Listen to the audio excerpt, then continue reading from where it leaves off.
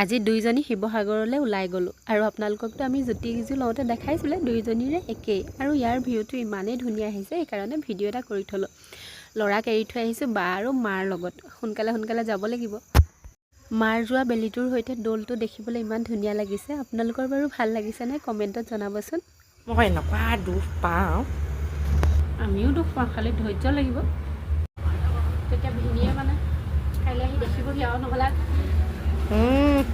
এইফালে এয়া final look দেই আমাৰ।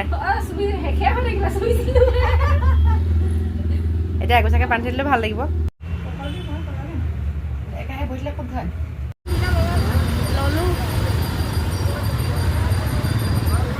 গুটু আৰু গুগলিলে বুলি চেণ্ডেল এযোৰ ল'লোঁ, লগতে পেট পূজাটোও কৰি ল'লোঁ।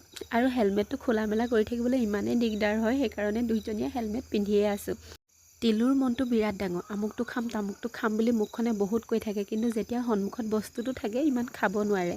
আজিলৈ মানে লগ পাম এটি নতুন ভিডিঅ'।